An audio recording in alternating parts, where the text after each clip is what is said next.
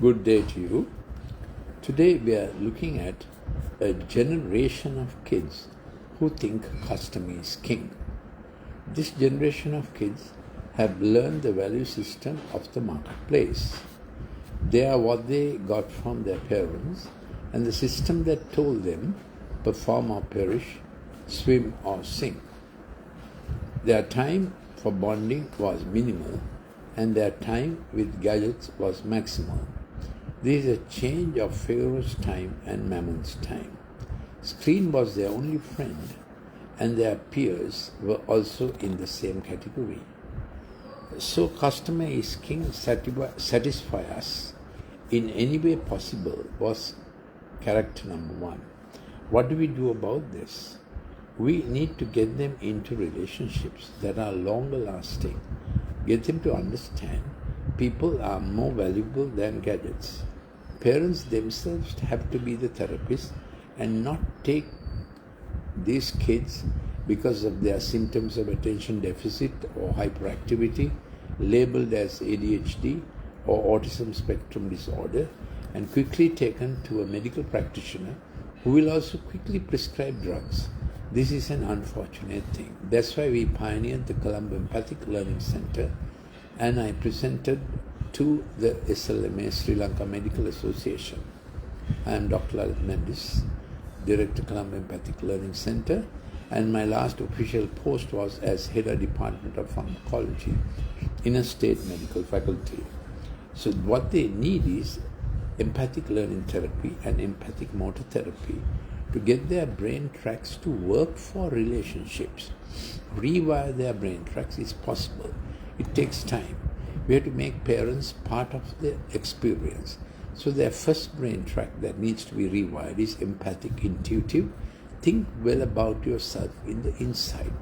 Otherwise, it's all TikTok influencers and others who make their opinion, and it tells them that existence is struggle, dare and do, and things like that. So they have. Then the second brain track that we must rewire for them is empathic relational, with whichever friends that we can get to relate to, both adults and younger people, their own age group, and some hopeful seniors who will take them up for a sports team, music team, even a team of those who would play card games, chess, board games, and so on.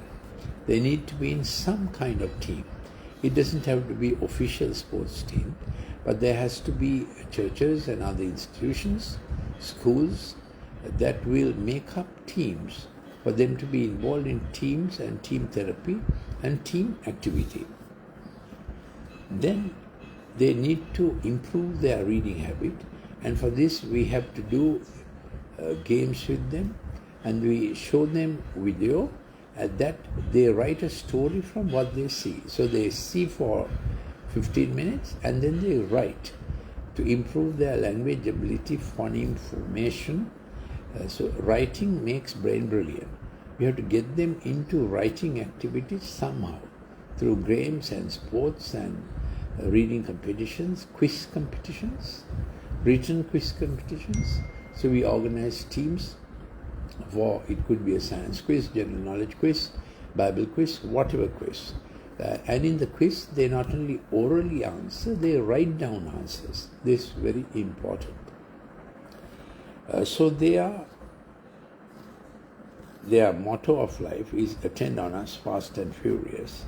This is also the result of demand put on the children by eager parents to perform and show results. Giving home chores early helps them to learn and serve in a home atmosphere. So we involve them in home chores, baking cake or making sandwiches or whatever.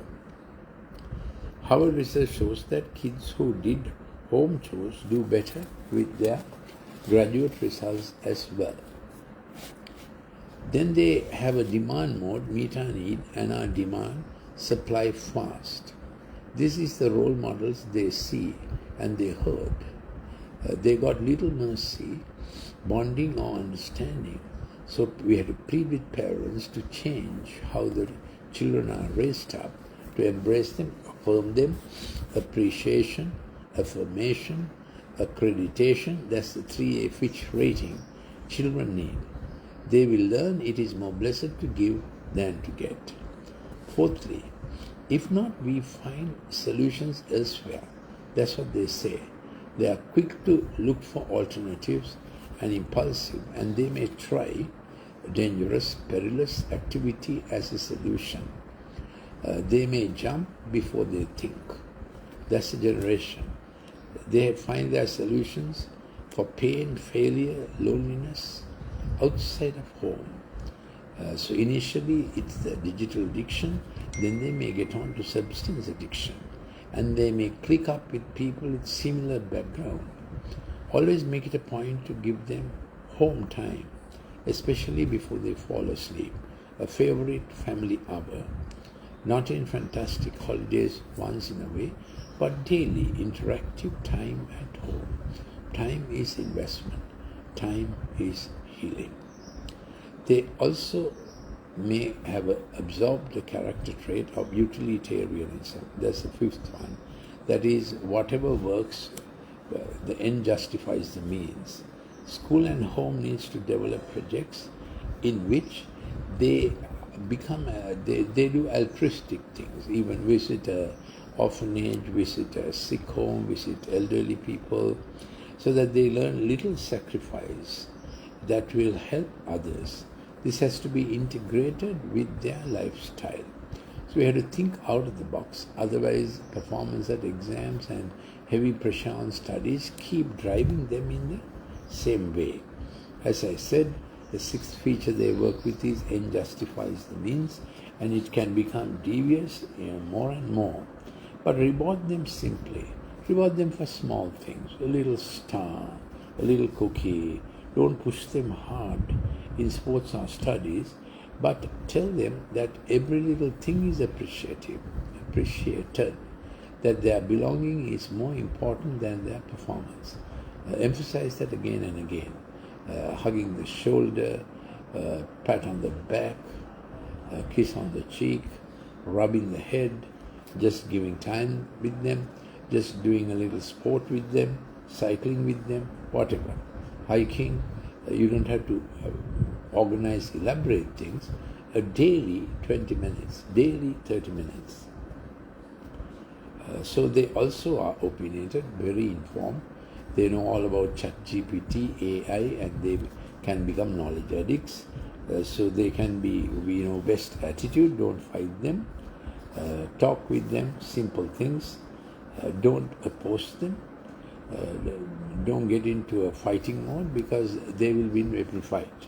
We don't want to push them to fighting survival mode. So these are some of the things that I have found useful, and I often share this with parents, how to keep this generation relating, responding, rather than getting reactions and condemnation. It is in our hands, parents, that we build bridges and get them back. Get them involved in searching for good friends. Invite them for home parties. Get to know their friends' parents. Make kids' world your world. Creative, active. Keep time to do things together. So we have designed a den and dare, like it's grips and ropes gymnasium it looks, where dad and son can come and do some thrilling stuff indoors. And we have a 5-acre campus with a challenge course where they can do rowing together, and we get down youth teams to do thrilling activity. And if we can get them for 6 hours, 8 hours on a holiday, then we get them